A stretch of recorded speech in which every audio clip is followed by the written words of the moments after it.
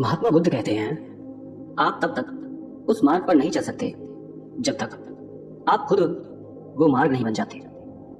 लोग सवाल पूछते हैं, मेरा मन नहीं लग रहा, मैं क्या करूं? मैं मन को शांत करना चाहता हूं, एकांत करना चाहता हूं, मन को साधना चाहता हूं, हर तरह के फालतू के विचारों से मुक्ति पाना चाहता हूं, पर मेरा मन कहीं लगता ही नहीं, वो हमेशा भटकता रहता है। आइए एक कहानी के जरिए से हम आपको थोड़ा इसे समझाने की कोशिश करते हैं। एक गुरु अपने शिष्यों को ध्यान साधना सिखा रहे थे। तभी एक शिष्य बोला, हे गुरुवर, मैं कुछ समझ नहीं पा रहा, क्या मैं आपसे कुछ पूछ सकता हूँ? गुरुजी ने कहा, बिल्कुल पूछ सकते हो। शिष्य ने कहा, जैसे मैं पानी पीता हूँ तो मेरी प्यास बुझ जाती है, या कोई भी पानी पीता है तो उसकी प्यास बुझ जाती है, तो ये ध्यान के संबंध में ऐसा क्यों नहीं होता? जब हम आपके कहे अनुसार एक जैसा ध्यान करते हैं तो हम में से कोई पहले तो कोई बाद में तो कोई कभी भी ध्यान की स्थिति को प्राप्त कर ही नहीं पाता। ऐसा क्यों होता है? जैसे पानी से सबकी प्यास बुझ जाती है, वैसे ही ध्यान से सबके ज्ञान चक्षु खुल जाने चाहिए, पर ऐसा नहीं होता है। गुरुजी ने कहा, कल किसी ने भोजन पर हमें आमंत्रित किया है, कल तुम मेरे साथ चलना, मैं तुम्हारे प्रश्नों के उत्तर वहीं दूंगा। अगले दिन दोनों गुरु शिष्य भोजन के लिए एक धनी व्यक्ति के घर पहुंचे। धनी व्यक्ति की पत्नी ने उन्हें भोजन पर बुलाया था। दोनों भोजन करने बैठ जाते हैं। उन्हीं के साथ उस स्त्री का पति भी भोजन करने बैठा हुआ था।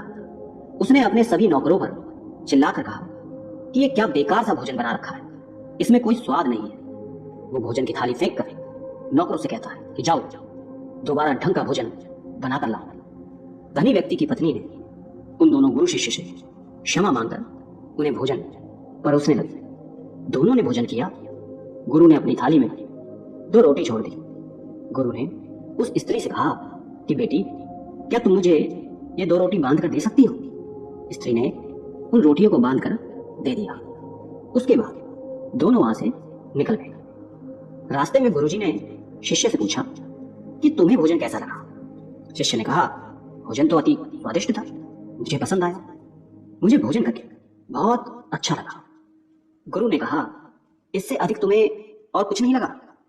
शिष्य ने कहा, इससे अच्छा और क्या लग सकता है गुरुदेव, मेरी भूख मिट गई, मेरा पेट भर गया।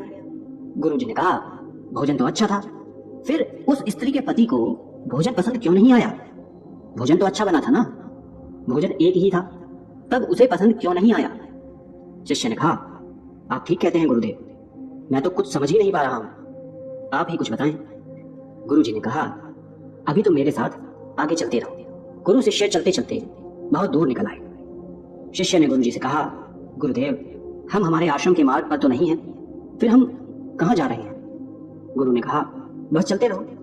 बहुत दूर चलने के बाद एक फटेहाल व्यक्ति गुरुजी के सामने आ गया और उनके चरणों में गिर गया और बोला, हे परमात्मा, मेरी मदद करो, मैं 3 दिन से भूखा हूं, मैंने कुछ भी नहीं खाया है, आप कृपया कर मुझे कुछ खाने को दें।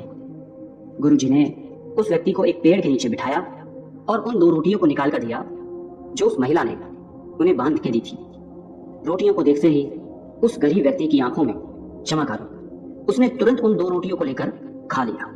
खाते समय उस व्यक्ति की आंखों से आंसू निकल रहे थे। वो रो रहा था और खाता जा रहा था और हाथ से इशारे कर रहा था, जैसे वो किसी अदृश्य शक्ति को कह रहा हो कि तेरा धन्यवाद इस रोटी के लिए। खाने के बाद उसने गुरुजी को प्रणाम किया और धन्यवाद कहा। गुरुजी ने उस व्यक्ति से पूछा कि भोजन का स्वाद कैसा था? उसने कहा, स्वाद तो कहीं था ही नहीं, केवल जीवन था, परमात्मा और ईश्वर था। ये रोटियां नहीं थी, ये तो साक्षात जीवन था। ये कहकर वो व्यक्ति वहां से चला गया। गुरु ने शिष्य से कहा, देखो, भोजन वही था, लेकिन एक व्यक्ति को उसमें स्वाद नहीं आता, तुम्हें उसमें स्वाद आया, तुम्हें भोजन पसंद आता है, लेकिन वही एक व्यक्ति को इस भोजन में स्वाद नहीं आता, बल्कि वो इसमें ईश्वर, परमेश्वर और जीवन को देख लेता है। इसी से पता चलता है कि व्यक्ति और भोजन की तृप्ति में भी अंतर है। पहले व्यक्ति की इसमें कोई तृप्ति नहीं होती, तुम्हें थोड़ी तृप्ति होती है, और इस व्यक्ति को अनंत तृप्ति होती है। ऐसा ही ध्यान के संबंध में होता है। जिसको जितनी ज्यादा प्यास होती है वो उतनी ही जल्दी मार्ग बना लेता है। उस शिष्य की जिज्ञासा का समाधान हो गया था। उसके प्रश्नों का उत्तर उसे मिल गया था। लेकिन प्रश्न का उत्तर अभी हमारे नहीं मिला। प्रश्न था, मन क्यों नहीं लगता? दोस्तों, जो लग जाए वो मन नहीं है। मन का स्वभाव ही है भागना। जब हमारे पास कोई चीज अत्यधिक होती है तब मन उससे भागने लगता है। जैसे उस धनी व्यक्ति का मन जो उस भोजन से भाग रहा था, जो उसके लिए आम बात थी। लेकिन जब कोई चीज हमारे पास सीमित मात्रा में होती है और हमें मिल भी जाती है, तब हमारा मन उससे जुड़ा भी रहता है और हम उस चीज की थोड़ी बहुत अहमियत भी रखते हैं। जैसे उस शिष्य का मन जो उस भोजन से थोड़ा बहुत जुड़ा हुआ था, तो उसने उस भोजन के स्वाद को भी जाना। लेकिन जब हमें कोई चीज चाहिए होती है और वो हमारे पास नहीं होती, तो पहले हमारा मन उस चीज के लिए बहुत ललाहित रहता है। वो हर हाल में उसे पा लेना चाहता है। लेकिन जब कोई चीज प्राणों से जुड़ी हो, जैसे कि वो 2 रोटी, और जब बात प्राणों पर आ जाए, तब मन गायब हो जाता है। तब आप स्वाद नहीं देखते, भोजन का प्रकार नहीं देखते, तब आपको सिर्फ भोजन चाहिए होता है। तब आप एकाग्र हो जाते हैं भोजन के लिए। जो मिले उसी में आपको आनंद आ जाता है। स्वाद हो या ना हो, आपके प्राण अंदर तक उसे स्वीकार कर लेते हैं। और यह तब होता है जब मन नहीं होता।